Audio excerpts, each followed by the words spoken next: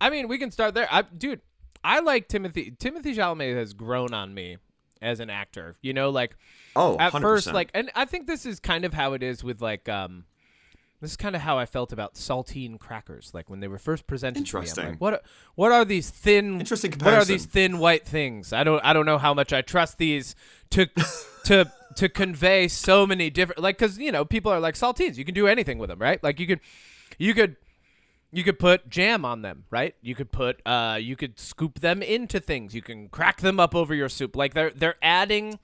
Christmas crack is made with they're them. they're adding to everything that you do, right? And like people, like when someone first showed me saltines, I felt the same way that I felt when someone first showed me Timothy Chalamet. I'm like, what is this thin white thing? I don't know if I trust it to do all of these things that you're describing. But then it just did all the things. Like, really what I'm saying is Timothy Chalamet is the saltine cracker of actors. Like, he's just... What's the first thing you saw him in that you liked? Dune. Oh, that's your first That was Timothy... the first time I saw him, and then he was in French Dispatch. That's the one I was going to say. Seen Fresh. I think, did Dune come out before French Dispatch? I think so, because no. Oh, maybe not. I don't know. Wait, we're gonna fact check this. All right, whatever. Right. But regardless, now. like I had not seen him. I think he was in The King too, wasn't he? He was. I was gonna say my first interaction. French Dispatch and Dune came out the same year. Yeah, but which one came out first? It was Dune. Let's find out. The thing I saw him in first was Call Me By Your Name with the Cannibal Army Hammer. Ah, yes. Beautiful. That's where we're starting this podcast is the overwhelming awareness that cannibals actually exist and they are rich. Yes. Wait a minute. That's where we're starting. On. Oh my God, they came out. So Dune came out October 21st. Okay. French Dispatch came out October 22nd. Oh, beautiful. Same year. All right, great. So Dune did come out first. Very obviously, that was the first thing that I saw. I did not see French Dispatch first because I love Denis Villeneuve. Then he also was in Don't Look Up that year, which was also pretty good. I liked that one with Leonardo DiCaprio. I did like Don't Look Up. Yeah, he was. That was a good one. Yep. Wow. Yeah. So we basically have the same track record with him. Did you see Call Me By Your Name? He is. Yes, he is the saltine cracker of actors. Yeah. You can put him in anything. Him a lot now. You could crack him up over a soup with, a bunch of comedians in it. You could throw him into a really weird Wes Anderson gumbo. You can I love that. He can be anything you want. He honestly Chalamet, he can pull off a lot. Yeah. I like him. I'm really, really, really, really, really excited for Dune Part 2. I'm actually going to rewatch Dune this week, I think. You're going to have to after I explain it to you because we're recording 3 podcasts today. This is where we can start. This is a feat. Yeah. We because of timing have to record 3 podcasts today, which feels at this point like a marathon. I feel like oh my God. In the future, I had to go get caffeine. I feel like in the future we'll look back on this and we'll be like, oh, that's easy. Like we can do that for sure. But this is the first time we're testing the limits of human podcasting for really for our own knowledge, but hopefully for listening pleasure. Yeah. Well, it's because we had a bonus episode coming out this week, which I think comes out after this episode. Yeah. And then next weekend, because of timing, I'm not around at all, which normally we record on the weekends. So we had to do the bonus episode, our regular episode, and then we have to make sure we have next week's episode. Yes. The other thing, here's an interesting thing. I've noticed that we have come so far and done so much now that I have to have notes for this. Like, I have notes now to keep things slightly more organized because I don't want to fall into the trap of being just another 2 white guys talking about random things podcast, right? So I do have notes so that as we're talking, because you know how you and I are, right? We're both going to go off. We're going to have little, what's the term? Starts with a D. Tangents. Not diaspora, not divergent. Divergence? Digressions. We will digress into random areas, right?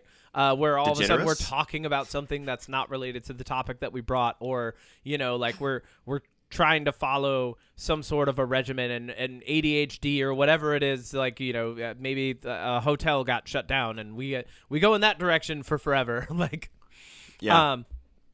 I have notes now. So what I'm really saying, Odie, is welcome to the professional version of the Unpop podcast. I'm really so glad you have notes. Huh? Because I still show up with no notes.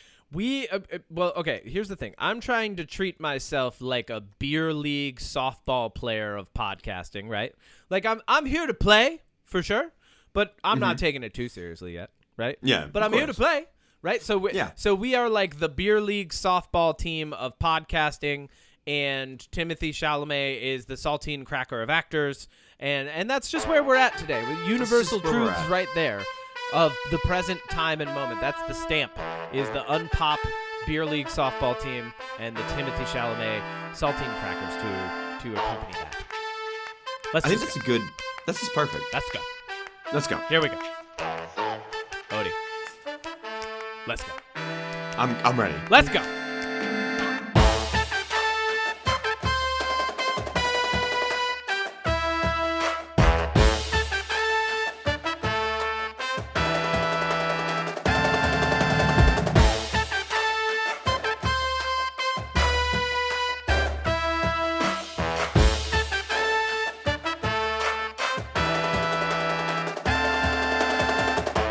No notes. No notes. Let's go. All right, here we go. What is that from? No notes? That's from something. From every theater thing I've ever been a part of. I can't remember. Anyways, doesn't matter. Ready to clap.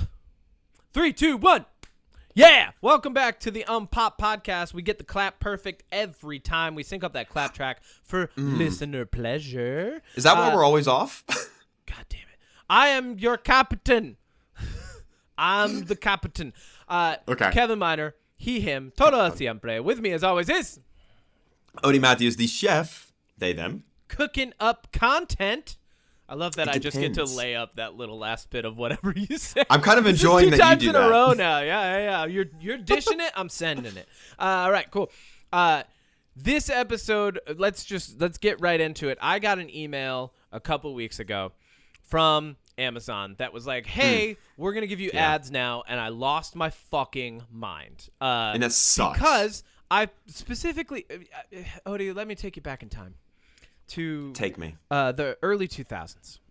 Oh, okay. Where you could either get DVDs 2000s. mailed to your house, or you could have a digital library to select from. Or Blockbuster. And it was called, no.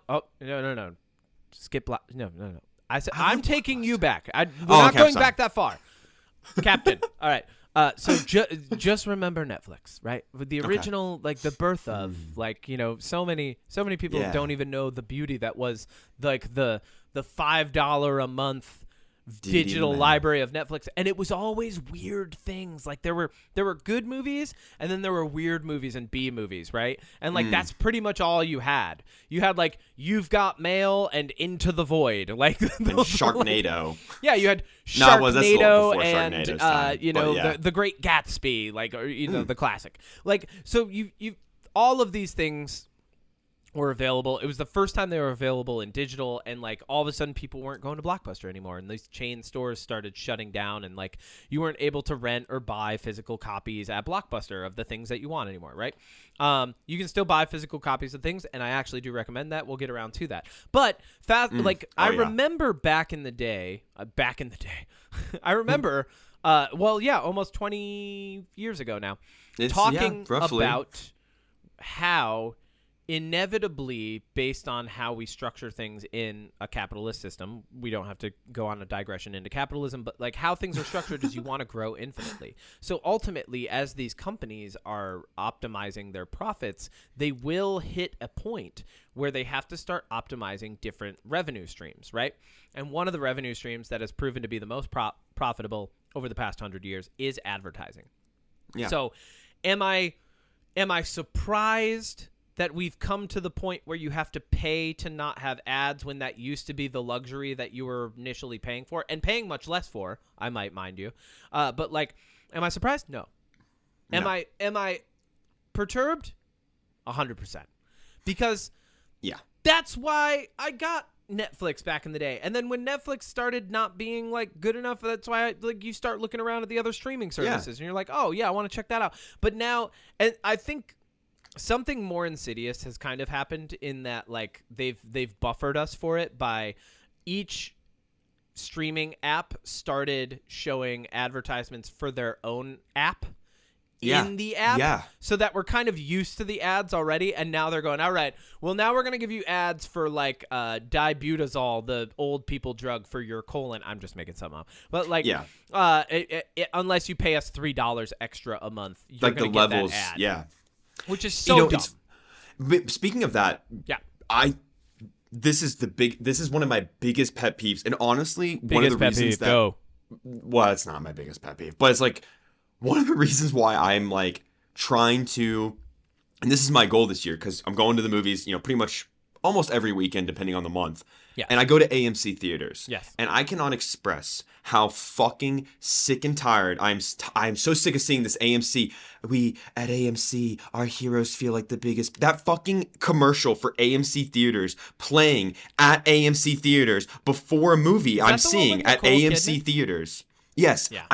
What in what world do you need to advertise the theater that I'm already fucking sitting in to watch a movie? I'm already here. And I am so I am trying to figure out how many commercials and what the timing is. And I did this weekend, and I'm getting closer to figuring out when I need to walk in the theater to avoid all of that fucking nonsense. And I know I sound mad, but I am so sick of I'm going to the movies over 30 times this year, which means I'm going to see this AMC ad over 30 times this year. Yeah, you got to time it differently. I hope they get a new ad campaign, but I mean, they probably paid millions for that, so they definitely need to. They need to squeeze the juice, baby. I wanted to say that up top because I'm sick of it. I also don't like that ad. The thing that I really don't like that AMC did was they started putting phrases from movies that they've shown on their popcorn buckets and things like that. Oh yeah, and they put these phrases on there, but then like, they don't quote the movie, like they don't mention who said it or what movie. So we're gonna need a bigger boat. It's like an if you know thing, and I'm like, no, that's not what I wanted here. Like, I'm sure it's extra rewarding if you get the reference, but half of the time I'm just looking at it, I'm like, I don't remember that. There's so many fucking movies. Like, why would I remember all of these quotes? Anyway, So but the streaming service, to your point, the commercials for or advertising for the thing you're on, is insane. And I know that like on Netflix, you can buy levels if you want ads. Same with Hulu, and I know Peacock is the same way now. Paramount Plus is the same way now, and Amazon is joining them. Isn't that wonderful? And so they get me because I don't want ads. That's why I got those services. That's why I loved watching shows on HBO, even in real time on like cable back in the day, was because I was like, oh my God, thank God there's no commercials in this show. Right? Yeah. Because like I used to watch like, oh God, what was it? It was like 2008 maybe to 2009. I would watch Mad Men, and then I would watch Game of Thrones because they were on back to back. Oh, nice. Yeah. Or maybe it was the opposite order. It was Game of Thrones and then Mad Men. But I remember Game of Thrones had no commercials. Mad Men had commercials. And it sucked. Like, and I remember turning on Mad Men and being like, oh, all right, here come the commercials. My friend and I, in a half-joking way, named that Sunday because we would get together and watch them together. We named it Sexist Sundays because Game of Thrones and Mad Men were like, we weren't glorifying that they were sexist. We were just kind of like being self-aware and being like, both of these shows are pretty sexist. If you get into it. Anyway, so I get this email, Amazon, and at first, and here's the bad thing about the email was like they don't really lay out at the top that like there's a way to opt out of it, right? They're just like, you're going to get ads on January 29th of 2024. And so I was like, fuck, man. And I remember I called you and I was like, we have to talk about this. Yeah. And then I looked it up, and you can remove ads for $2.99 a month, which is good. That's what everyone else is doing. Disney and Hulu already did that, right? Hulu did this like 2 years ago. Hulu was like, you can pay $5 extra bucks a month to not have ads, right? And then Netflix followed. Yeah. Did Netflix? Do you have to pay to not have ads on Netflix? I did not. The know Netflix account that I have that you used. It's like the only one I pay for. I don't use yours. You have an account on mine. Oh, well, you can delete it. Oh, well, I'm probably just gonna delete Netflix in general because I only downloaded it to watch Rebel Moon, and anyways, but you have to pay like I think it's like $7 a month first. for. Yeah. Oh, that's true. I think it's like $7 a month on Netflix for ads, and then like 15 if you don't want ad. It's insane. You're paying for the luxury that originally was provided because they need to make more money year over year, right? And like they obviously what happens is a business model plateaus. These are corporations now, right? Corporate America. The motto is infinite growth. I work in corporate America. If you're not growing, you find your way out of the business, right? Or you find a desk job that doesn't need growth and you just kind of settle for somewhere under or around 100K a year, right? Like you just kind of settle in that realm. But if you're not growing, you're actively finding your way out of the business. So like I get it. Like there's a lot of this that I understand, but it doesn't mean that I like it. The other thing I wanted to bring up. Yep. Oh, well, to piggyback off your point real quick. Hit it. So speaking of companies and like, status quo. Yes. So there's two thoughts that I have about this that I want to see what you think. Hit me. One, I want to tell you quickly a fun story. So CEOs, we saw it with the writer's strike. People like David Zaslav over HBO Discovery, Bob Iger over Disney. Yep. These greedy billionaire CEOs or multimillionaire CEOs being like, oh, we'll just wait for, these writers and actors to be homeless and then they'll negotiate, right? Yeah. Like being greedy. And so I think that plays a part in the reason why people are upset with streaming services. But what I like to use is Costco. Right, we all know what Costco is here in America. It's it's a big bulk buying chain store. Now, one of the things Costco is really famous for is you can get for $1.50, you can get a hot dog and a drink.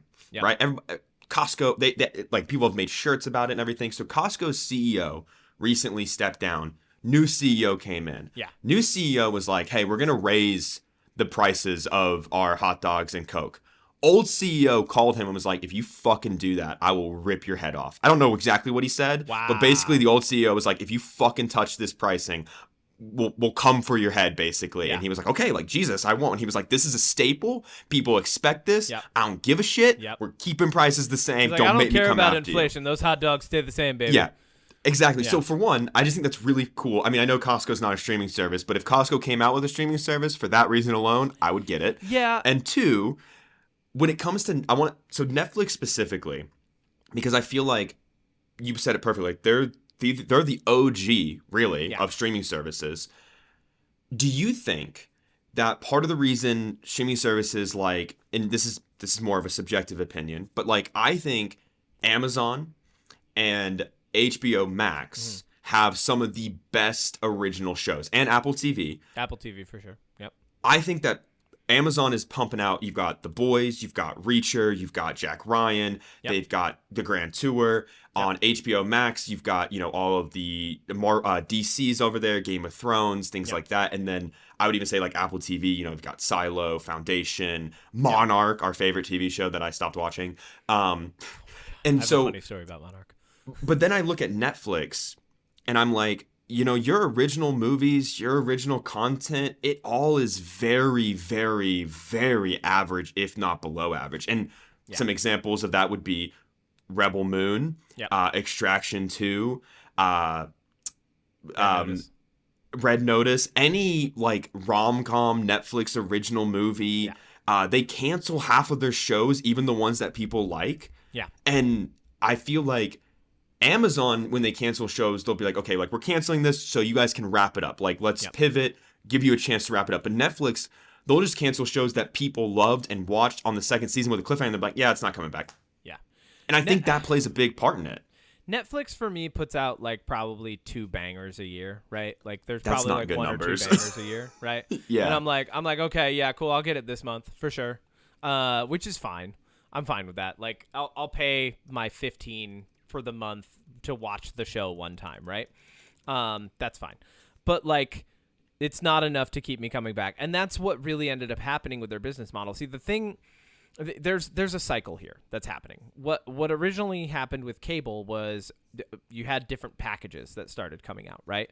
And so like different packages meant different things to different people. Some people wanted sports packages where they could get every sports game they ever wanted whenever they wanted them, right?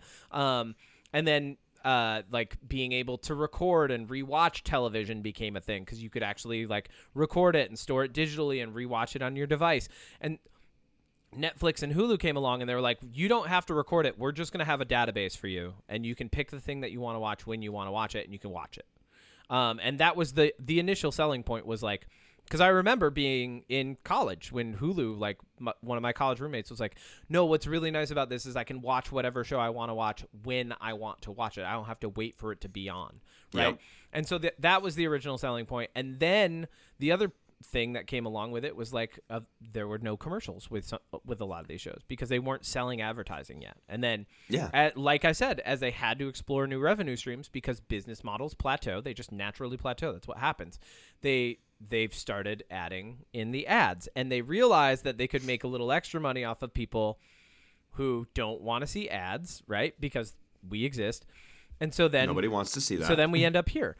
But what's really happening is the same thing that was happening before. Like, much like cable back in the day, these big companies are coming together. They're merging now, and they're saying, here's the library that we offer, and it costs X amount per month. So if you want access to all of those things, and once again, the benefit is still there of being able to watch them whenever you want to watch them rather than having to watch them on live TV, like being stuck in that time restraint, right?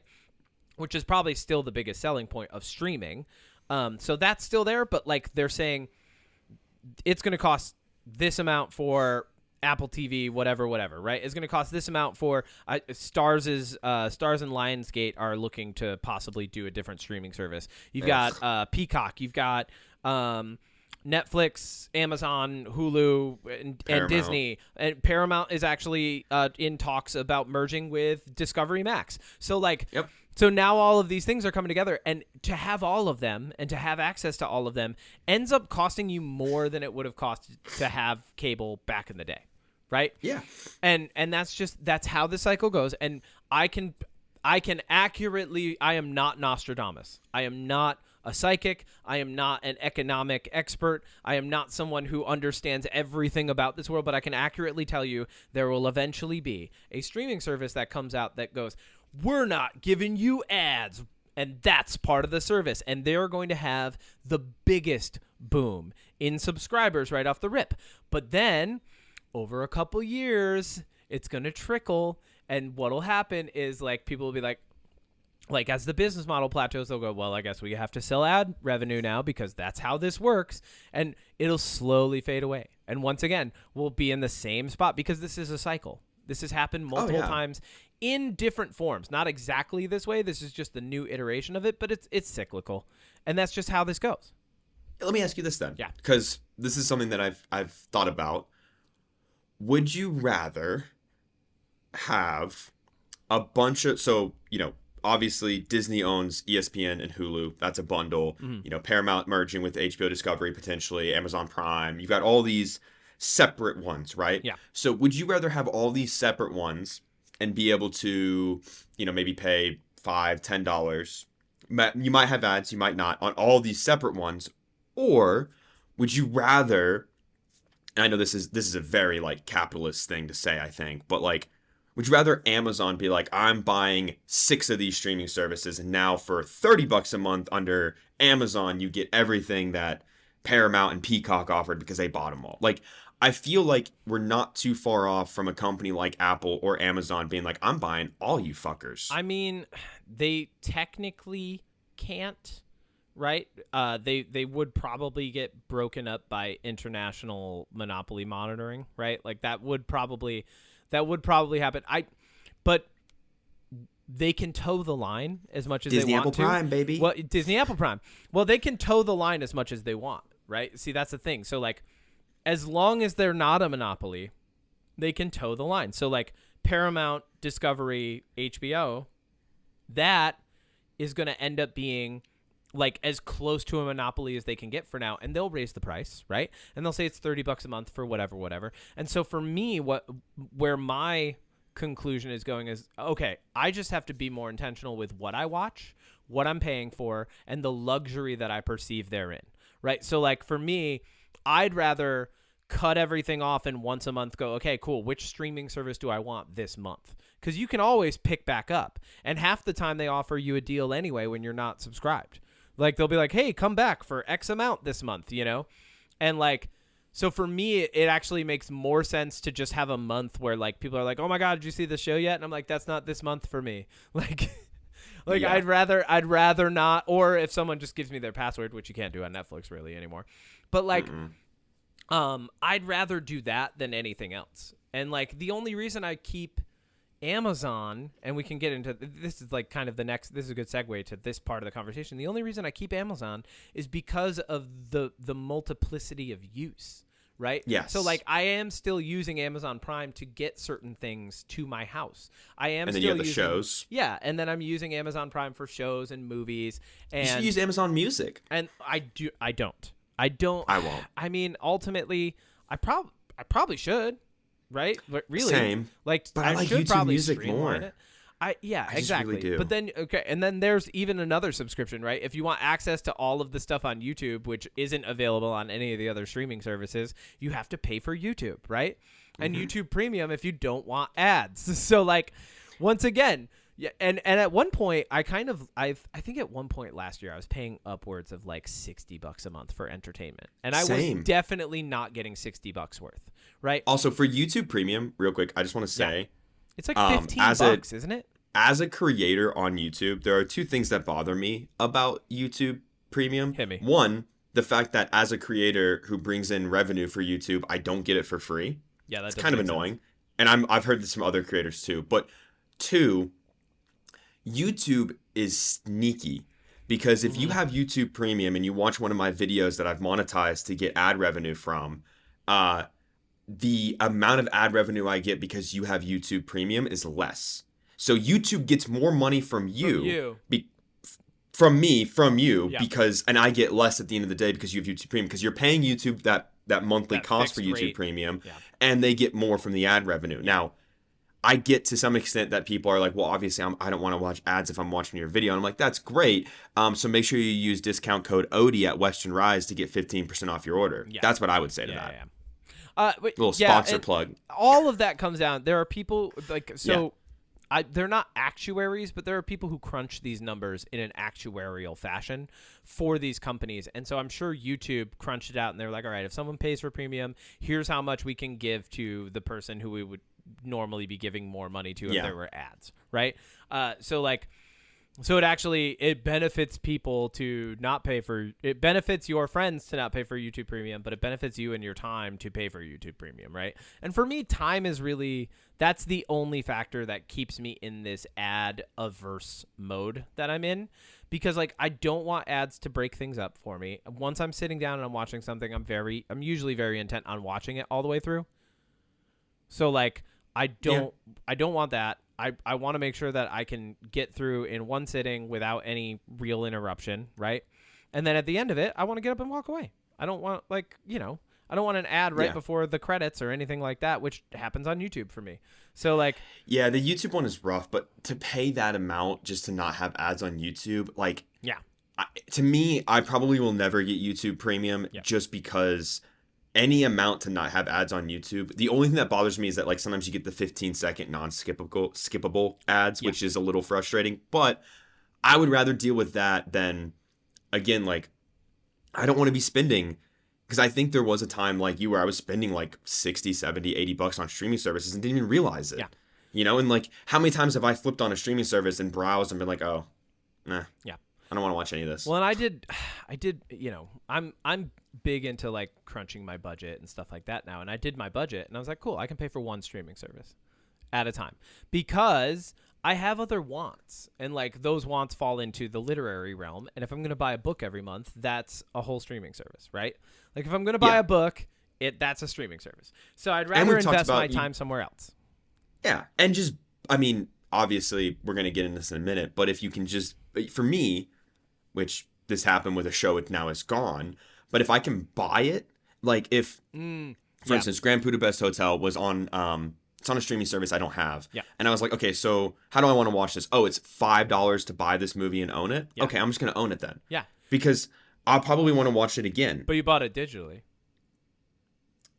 Yeah, but I bought it through Amazon. Which we've found means sometimes that you don't own it.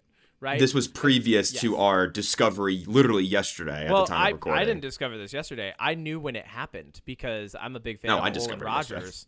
And I brought it to your attention. And yeah, we should get into this. The other thing that sucks about streaming, like, because we're kind of like what we're talking about is we're talking about this is more of like a buyer beware, right? Than it is like, streaming's the worst thing ever. Like, it still is more time efficient than boxing yourself into a time frame to watch a specific thing, right? It still is better in that you have a library of options to choose from. There's still, all the pros are still there, but some of the cons that are coming up now, especially now in like the past 3 to 5 years, are starting to, in my opinion, outweigh some of those pros, at least in a way where like it might be in your best interest to approach it differently, to start thinking about it differently, right?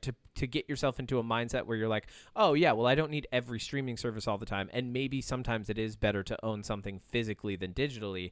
So getting into that, like Final Space, an amazing show by Olin Rogers. I love it. Really? I own Steven Yeun is one of the voices? Yep.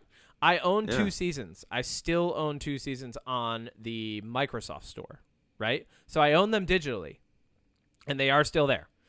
But for anybody who bought them on Amazon or Apple TV, because that's what I bought it or through. Apple TV, they magically disappeared one day. All 3 seasons are gone. And that's because Discovery HBO decided to scrap the show. It was part of like a tax write-off thing that they were doing, I remember. Like they basically treated the show like a tax write-off. And because of that, contractually, the other streaming services that owned that show could not stream them anymore. Well, it's not that they had to get rid of it, because you said you go in there, it just says not available, right? Mm-hmm. So it still exists in their database as a thing that was real and was available and accessible at one point, but now is not contractually. So you didn't own the show. You didn't buy the right to watch it in perpetuity. You bought the right to watch it insofar as it was contractually legal for the streaming service you bought it through. And so you're screwed. Yeah. And honestly, it doesn't end with Final Space, because there are HBO originals and some Netflix originals, and there was some Disney originals that they deleted from their library. They're just like, like Willow is a good example on Disney, where they were like, oh, new Willow show, 10 episodes. Okay, now it's gone forever. Why is it They gone did one forever? with, the new Willow show's gone forever off of Disney. They just scrapped the entire thing. Yep, and there was another Disney show about kids on the moon, like a moon base with kids, and they had to like, I don't know what it exactly was about, but it was like kids on the moon or something like that, and they got rid of that. Wow. HBO had a HBO original show, and I wish I could remember the name of it, that they just deleted from their library. And speaking of HBO, Warner Brothers Discovery, they did it with the Batgirl movie. It was 90% done with Brendan Fraser. Wow. And they were just like, oh, yep, tax write-off. And they tried to do the same thing with the Wild Coyote versus Acme John Cena movie. Yeah. They were like, oh yeah, we're just gonna get rid of that. But then luckily some people pushed back, and now they're trying to sell it to another streaming service. But like, the fact that you could be a director, a writer, an actor, a visual effects person, and work on a project and be like, look at this thing I did, and you flip over to Disney Plus or HBO and you're like, where is it? And find out that your work is just gone. Mm-hmm. That's so like evil. There's really no other word for it. It's just fucking evil. Well, you know what? So it feels evil. I don't think that there's actual evil. I don't think that there's like, we're gonna make people suffer. We're gonna delete this. Yeah, no, I think $1 billion. It's more so just them just like I said, there are people that get paid to crunch numbers, and the people crunch the numbers and they go, hey, it's actually in our best interest as a company to delete that from the library that we're providing to people, right? So it's almost like they've purged it from the library. You have, if you think of it in like a physical sense, it's like a library going, yeah, we don't want that book anymore. It's like Florida schools going, hey, no dictionary. You okay, Florida? Let's not get into that right now. But yeah, so like that's what it's like. They're basically treating it like a physical library, and it is, because they do have to host it, right? There is a CPU that takes up physical space that runs on energy that like keeps this thing stored for the people that want to watch it. And if not enough people are watching it, sometimes a company is going to go, yeah, okay, cool, gone. And they might bring it back and like advertise that and make it a thing, you know, and go like, oh, hey, it's back. Come back to our streaming service now, you know. But yeah, like that one that has yet to happen, right? Two, I probably like fat chance, right? Like probably not.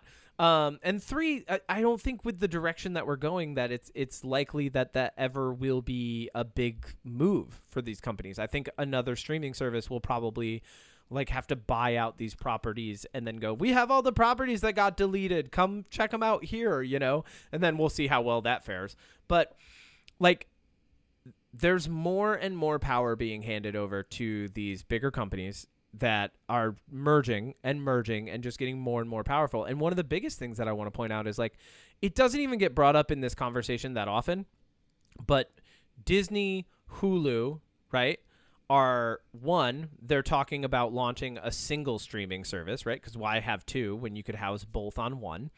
Yep. But they also own Fox, ESPN, ABC, A&E, Lifetime. Like there's all of these things that they own now that are under their big umbrella that will add to the library. And you can bet when they launch the new streaming service, it'll be more expensive. It'll cost more to not have ads, right? But on top of that, one of the biggest things that like it's almost like we've forgotten about it. They own Marvel Entertainment. They own Lucasfilms. They own the things that can produce these things, right? So, like, not only do they own the service upon which it's streaming, they own the production house. Now, are they a monopoly? No. But can they toe the line as much as possible? Yes. And that sucks for us. That's bad news for Odie, Kevin, our listeners, unless you're working for one of these big conglomerates, in which case, what are you doing here? Get out. No, stay and then sponsor us. And then we'll talk trash on you, but it'll be publicity. And any publicity is good publicity, Zaslav. You hear me. You hear me right now. I know you're listening. Such an idiot. But yeah, so like, it's bad news for us that they can continue to merge, which gives them more power to buy more, to acquire more. Actually, here's a little aside. The company that was working on the acquisition, the merger for two of the bigger companies was called Screaming Eagle Acquisitions. Oh my God. I was like, what the fuck? That's a perfect name. It's like Screaming Eagle. That sounds like a weird production house. I was dying. Hold on, I got it right here. Hold on. Where is it? Oh, I can't find it. Yeah, it's a It's part of the Lionsgate thing. Like the company that was working with them is called like Screaming Eagle something. It was so Screaming Eagle Acquisitions something. It was ridiculous. Wow. Yeah. But yeah, so like really as far as like your choice for medium for entertainment in the future, is it like bleak? No, not 100%, because you're still going to be able to find the things that you like. Are you going to be able to get everything that you like? No. And do you have any sort of power to like go against these big contracts and like shifts that are happening in the industry? No. And neither do the creators, like you were saying. Yeah. I mean, I don't know. I guess like I'm thinking as we're talking about like shows that are originals, because honestly at this point it's the shows that are exclusively on streaming services that I'm interested in. And a good example of that is I'm watching, Percy Jackson on Disney Plus. Yep. And I like, Reacher on Amazon. Yep. And I'm like, we were talking about Netflix, and I realized the 4th season of probably the only show I actually truly love on Netflix, The Umbrella Academy. Yep. The 4th season comes out this year, and I'm final season, right? Yeah. Luckily, they got the final season. I didn't think they were going to. And, I'm like, there's just not. This also is kind of, you mentioned you're going to be doing a lot more reading this year, and we're fixing to axe probably all of our streaming services except for like maybe Crunchyroll and one other, because I'm going to the movies this year. Mm-hmm. And that's how I want to kind of consume. Is I'd rather pay $20 a month for my AMC pass, and I get 12 movies a month because I get 3 a week that I can go to for free, and then I get discounts on popcorn and drinks, and then if we go before 2, Nate's ticket is like $7, Mm-hmm. and half the movies, 90% of the movies I'm seeing, they're not gonna want to see. So like, I'm almost, I'm not saying that a lot of people are doing it, but like for me, it's almost like I'm shifting back to what used to be the norm of consuming content, which was you had to go to the movies on the weekend it came out. Otherwise, you were going to have to wait 6 to 9 months for it to hit Blockbuster or hit Netflix DVDs or, whatever, wherever it went. But now, unfortunately, you can go see a movie in theaters and then in 2 weeks it's on streaming service, or sometimes it comes out at the same time on streaming service. But I still very much enjoy the movie theater experience, Would you say that you prefer that? I would say, honestly, for movies, and the movie I'm going to talk about, later, I would say that, yeah, like, the more I go to the movies, the more I am reminded that sometimes, and for me, all the time, it's just better the way it's made to be watched, which you make a movie to have it in the movie theater. And I think there's TV shows I don't mind watching at home, but like movies, I think I just truly am leaning more towards just the movie theater experience is just way more enjoyable. Yeah, I'm kind of with you on that. Like, I'm getting back into more so having rituals that surround things, right? So like like I said, I'm being intentional, right? So the word intentional, the word ritual come up in that, and honestly, it's brought a lot of joy back into my life. Not that I was missing a ton, but like it's definitely brought a lot of joy to the things that I'm doing. But I sat down last night when I was going over some of the Dune notes that I have for our podcast episode, my little deep dive into Dune, and I was watching it on Netflix for sure, because that's what it's available on. Yeah. So I was just like, oh, I'll watch Dune on Netflix. Now that's a movie that, like, going back into what we were saying, I'm like, oh, I should probably own physical copies of my favorite things. Like, I should probably go find those and just own them, right? And a lot of them right now, I might be lucky. A lot of them are probably cheap, right? Like, I could probably find a lot of them for pretty cheap somewhere. But even, skip that thought. So you went to the movies. I want to jump into this. So you went to the movies. Yeah. And you saw your first movie of the year? I skipped Night Swim just because you heard bad things. I heard mixed things, mostly leaning towards it's fine. And I rewatched a new trailer for it, and I was like, so my weakness, my biggest phobia, because of a lot of reasons, and maybe one day I'll tell the story on the pod, but I don't like water. I don't like lakes. I don't like oceans. I'm not even a big fan of pools. It's not because I think I'm going to drown. I just have had too many bad experiences in the water from almost drowning, and also I just don't like them. Water is not my scene. I like to stay dry. Okay. And this whole movie revolves around a pool that seems basically to be infinite with like monsters in it, and like, that's too close to my phobia for me. All right. But also, I just heard it was kind of mid. All right. So I skipped to the movie that I know we're all excited for this year, The Beekeeper. And now listen, David Ayer is the director, and he has a movie that I still stand by as phenomenal. 2014's Fury with Brad Pitt, Logan Lerman, John Bernthal. That is a good movie. Have you seen? Yes. It's a really good movie, and I'm interested to see if he ever gets to put out his version of Suicide Squad. Do I think it's going to be much better? Probably not. I don't think I'm so sick. I read an article yesterday. You're going to love this. Zack Snyder wants to do a director's cut of Sucker Punch. Why, dude? That movie came out like 13 years ago. Listen, we talked about it in the Rebel Moon episode. Are you over Zack Snyder? I've never been into Zack Snyder, really. I mean, I think I like 2 of his movies, Watchmen and 300. Well, he's got a cult fan base at this point. He's got the Snyder boys. My God. Anyway, all right. So David Ayer. If you need a director's cut of your movie to somehow make it like a million times better, okay. Anyways, but yeah, David Ayer. So The Beekeeper, I went in with zero knowledge. I didn't even see a trailer for it. I literally was just like, Jason Statham. All right, well, I'm putting that on the list, right? Because I am biased. I'm a sucker, and this movie has solidified that literally if anybody else was in this role other than Jason Statham, this movie would have sucked. Yeah. Legitimately. Like, I wouldn't have enjoyed it nearly as much. You are a Jason Statham fan. Exactly. 100%. But, like, I mean, okay, so, like, You know who Glenn Powell is? He was in new Top Gun Maverick. He's in that new movie, Anybody But You. Like, okay, you put him in this role, right? And it just doesn't work. The reason why Jason Statham mindless action movies work, same with like Ryan Reynolds and stuff, is because they bring something that people like, whether it's their dry comedic sense of humor like Jason Statham, or, you know, over the top funny like Ryan Reynolds, where people are like, oh my God, I would be that way. Imagine getting shot at and being, you know, making quips. Like, you know, it's relatable. This movie, though, going in with zero expectations and zero knowledge on it.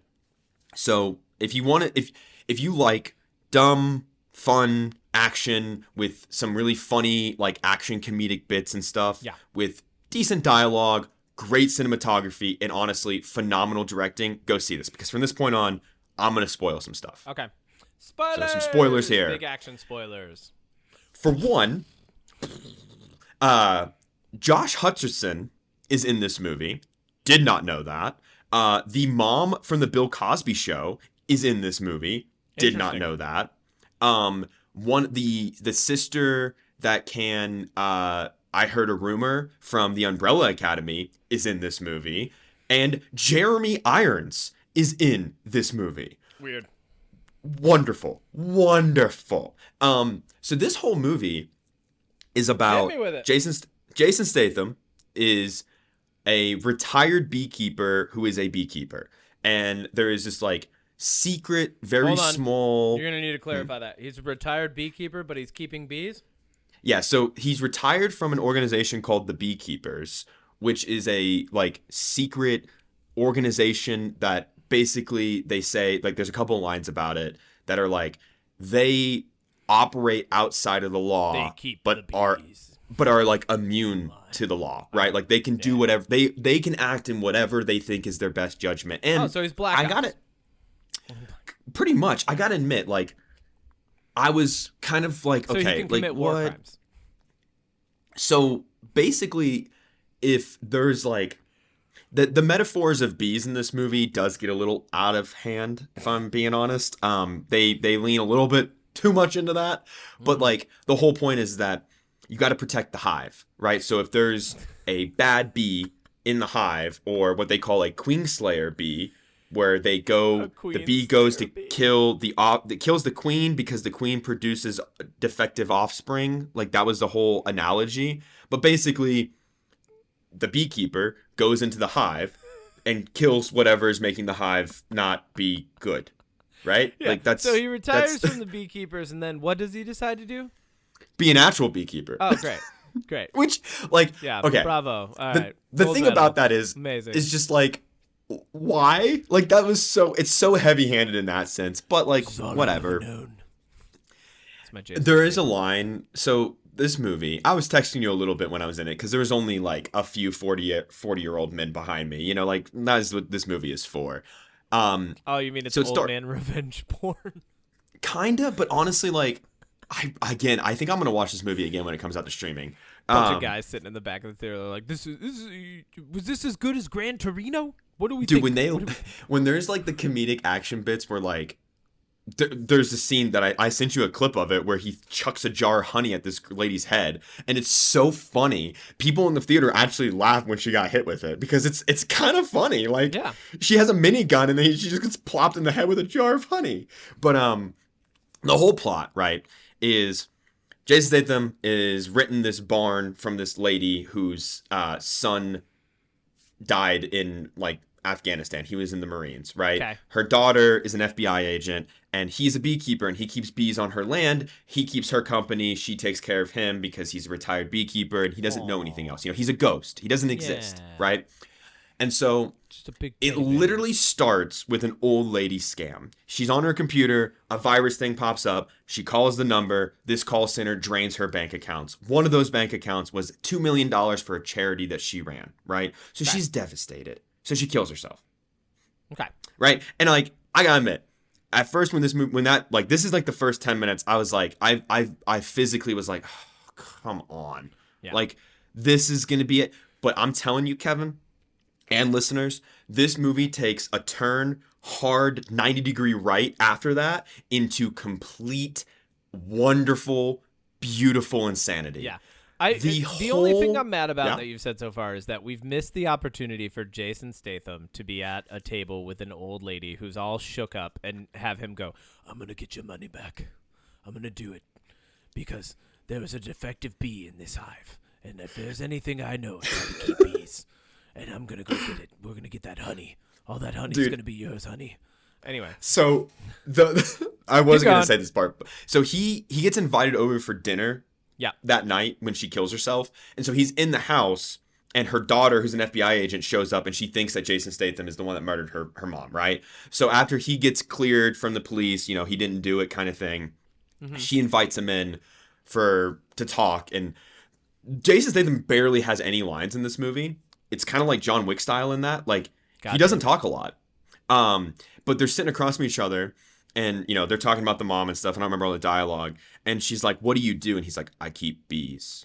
He says that to the police when he arrests him. Like, "What do you do?" And he's like, "I keep bees." And then she's like, "What do you?" And he was like, then literally what kicks it off is she tells him that, like, this group that stole the money from her mom has been operating in the shadows for years, and they still, millions of dollars. Nobody can find them because they're FBI, so she has that information. Yeah. Okay. So but she can't figure out who they are. They don't have names, like, and she's like, even if we could find them, like, a defense attorney would say that, the old people are agreeing to it because they're hitting accept and everything. They're typing in their passwords for him. So she's like, there's nothing we can do. And he's like, he like moves to get up, and she's like, "What are you gonna do?" And he's like, "I've got to go tend to the hive." And she's like, "Well, what about my mom?" And he's like, "The hive is more important."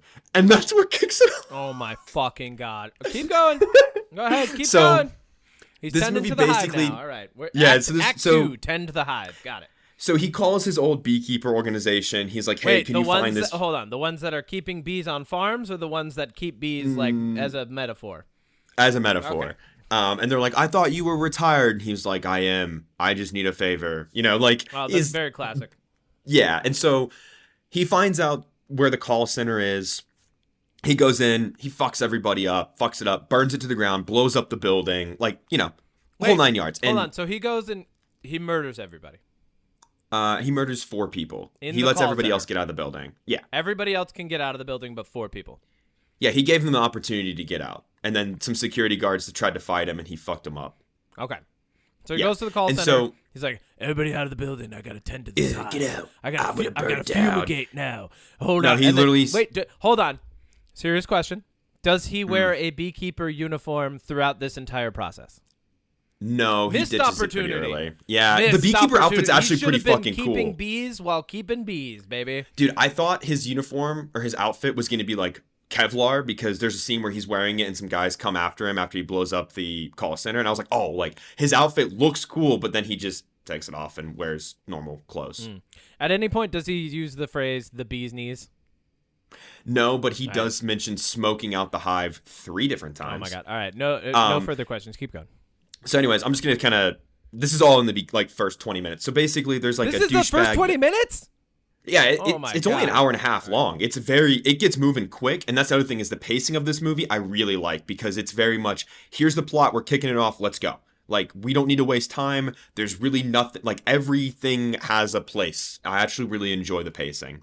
But basically, there's like this douchebag that runs the call center. Jason Statham finds him. It turns out he's working, he's part of a network. He's a part of a bigger hive. And this hive is bigger than I thought. The villain in this movie is Josh Hutcherson.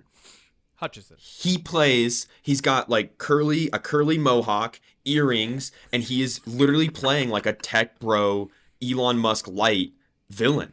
Oh my God. And he is illegally data mining people's information to create call centers to then scam them out of their money, right? Like, it's a big organization. So and Jeremy Irons, he's like a Sam Bankman-Fried on crack, like kind of, yeah. And like, I've got to admit, seeing Josh Hutcherson play a villain, it's super fun. Okay. And Jeremy Irons plays a retired director of the CIA who is now the head of security for the company that Josh Hutcherson runs.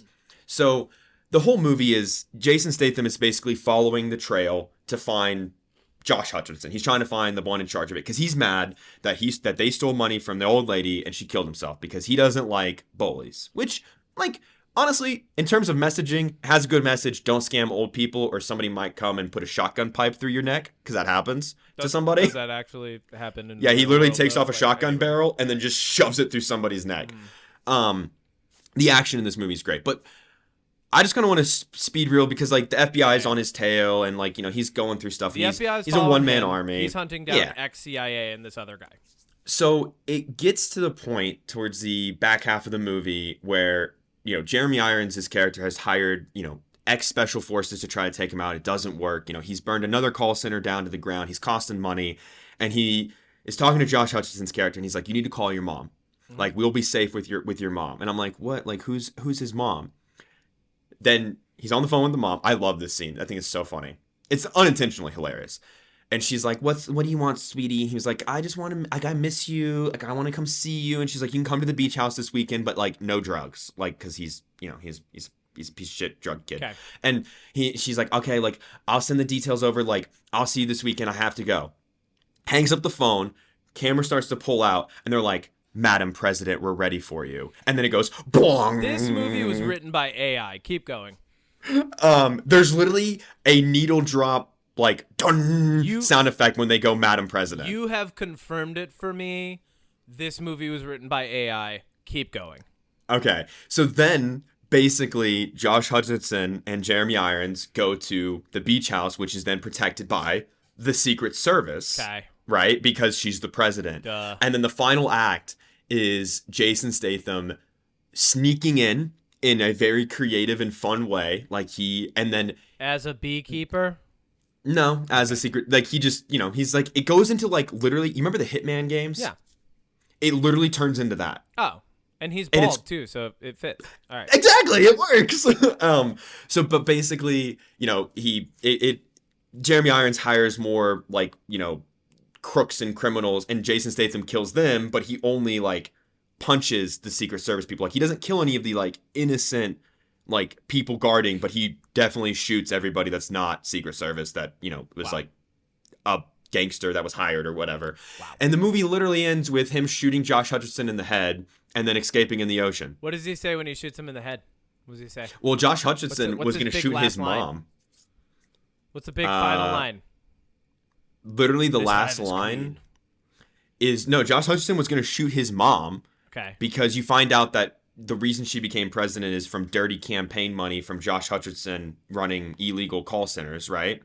And so Josh Hutcherson shoots the director of the FBI and then tries to shoot his mom, but Jason Statham just shoots him in the head and then just jumps out a window and swims away. This movie was written by AI and edited by QAnon people to make old people and semi-old people feel better about the fact that they are getting scammed by young people all the time. And the dirty campaign money and the ex-CIA and the ex-FBI and like it just like it sounds like someone just literally wrote these prompts in there, like Jason Statham, ex-Black Ops, do you want to know what vibe I got from action this? Movie, FBI president, QAnon. Like, I truly, the entire time I'm watching this, I was like, this feels like a dig at Donald Trump and his son somehow. I don't know. Like, I don't want to think much deeper about it. Here's what I've gotten from you. There's missed opportunities all over the place for bee-related puns, even though they're nailing some of this shit on the head, right? He doesn't wear a beekeeper uniform through most of the movie, that which was disappointing. Really missed opportunity visually there. Like, I would love nothing more than a movie that has like 40 minutes worth of Jason Statham in a beekeeper uniform just kicking ass, right? But instead, they did like this bigger, it's like, oh, there's call centers and he's burning them down, but he's letting some people go and he's trying not to kill people, right? But it's hard justice for everybody in the hacker route. Like, I see what you're saying, but like, I think for me what it was is like, again, the plot, if you think too hard about it, but on a scale from 1 to 100 bees, what do you give it? For action alone, I'd give it a solid 80. 80 bees. Because that's 80 bees coming at your face in action. There's a really creative kill that I think is, I don't know, again, I don't know if it's supposed to be funny. Is this the honey thing that you said? No. Okay. No, before that, the like douchebag that was running the first call center, he escapes. Yeah. And he's on the road, and Jason Statham cut off his fingers, and he's like bleeding in his car, and there's like a bridge that's coming down that he's waiting for. And he's on the phone with Josh Hutcherson being like, this guy, he's evil. And Jason Statham shows up, drags him out of the car, wraps a ratchet strap around him, cinches it. So he's like sitting there with his like arms all tied up, like, oh, no, attaches please. the ratchet strap to his truck, Jason Statham's truck, starts the engine and goes, you want to talk about one-liners? He goes, don't move. And the guy's like, I can't move. And then he floors the truck and it drives off the bridge. And then you just see the guy go, whoop, and just gets dragged behind it. And then, you know. Yeah. And I'm just like, wow. Again, for dumb action movies, like you have to go into these John Wick revenge movies being like, okay, the plot probably is going to be subpar, the dialogue is going to be subpar, but you want the action. And I think that this movie, if you like these kind of action movies, if you like Reacher, if you like John Wick, if you like, you know, Taken, this is those movies, and it's in that sense, it's good. Okay. Like I thoroughly enjoyed it for what it's supposed to be. I'll give it to you. Like, if I'm in an action movie mood, maybe I'll watch it. I still have to watch the book, too. I mean, I told you my favorite thing to do because, and especially with actors like Jason Statham, is I like to take 3 different movies that they've done and pretend that they're a trilogy. Like, so like one of my favorite things I ever did. Yeah. One of my favorite things I ever did was I watched like The Transporter and then Crank 2. And I was like, this is the sequel to The Transporter, you know? And then like, and then I watched another one after that was like, oh, this is the sequel to Crank 2. And it's funny because it fits because he's so much the same character. Yeah. That like it almost doesn't matter. The backdrop is just like it's like drapery. It's like sheer cloth over this action, you know, hero type role that he's playing. I'm going to watch Transporter 1. Yeah. Then I'm going to watch The Meg 2 and pretend that it's the sequel to Transporter, because they even say, like, what happened last time I drove a car? And then for the third one, I would either watch The Beekeeper. I would watch The Beekeeper and then be like, those first 2 things was him being in The Beekeeper. Yeah. He fought the Meg as a beekeeper. That's why he fought Megs. Yeah, obviously. Yeah, exactly. That's great. That's amazing. All right, what's your jam this week? Now that we know that The Beekeeper's worth 80 Bs of action. The Beekeeper. Your jam is The Beekeeper. Yeah. Oh, that's great. Yeah. That's really good. I love that that's your jam this week. I think my jam is actually so here's I got a little story with my jam. So I read Solo Leveling 1 and 2 last year, which are the first 2 installments of the manga for Solo Leveling, right? Mm-hmm. Do you know that? The manga / anime? Yeah. Okay, cool, yeah. So the plot I haven't seen it yet, but well, the plot is there are these gates that started mysteriously opening. People have different abilities. It's like an isekai, but set in the real world, right? So it's like kind of otherworldly, kind of real world. This guy's like, it's very classic shonen. Like he's not a great hunter. He's not good at what he does. He's low rank. Actually, I love that they have a tier system in this world where it's like S, A, B, C, D, E. Like it's so good. So he's an E rank hunter. He sucks. He's dying left and right. And then like they have this, the big like, the catalyst for the story is they go into a dungeon. They find like a secret room that like has all these statues in it. Almost everybody gets murdered. He gets left in there. And then when he wakes back up, he's had what's called like a second awakening, and like a game menu appears over his head. And then he can start like, he selects a daily quest. He completes the daily quest. And like he starts leveling up. He gets stronger and stronger and stronger and stronger. And so from that point forward, it's like kind of real world action, kind of isekai, kind of shonen. But the way that it's drawn and some of the panels in it are so effing good. And I read the first 2 last year. The anime is now coming out weekly on Crunchyroll. And I gave the first 2 to my good friend Rich at work to give to his son Eli. His son Eli is like 11, 12, right? Eli, apparently, because Rich texted me, he goes, Eli has not stopped reading these, and I had to go into his room way past bedtime last night to stop him from reading these manga. And then Eli went out and got number 3, read it, and gave it to me this week. so that I could read it. And that's just wholesome. Like, I love shit like that, you know? Like, I'm at that point in my life where I'm like, that's the shit that I'm alive for, is for an 11-year-old passing me volume 3. And this weekend I'm going to pick up volume 4 and I'm going to read it and I'm going to pass it back to him. And that's just like, that's like, what a cool tie. And it motivated me to keep reading the series. And not only that, it's so good. It keeps getting What's better. it called again? Solo Leveling. I'm going to put it on my Crunchyroll list. It's really good. Big recommendation on that. I mean, not everybody's a manga or an anime fan. We are. So that one's good. And then let's give a little music jam this week. Shout out to Natalie Carr. I actually have been jamming her music quite a bit this week after doing that interview.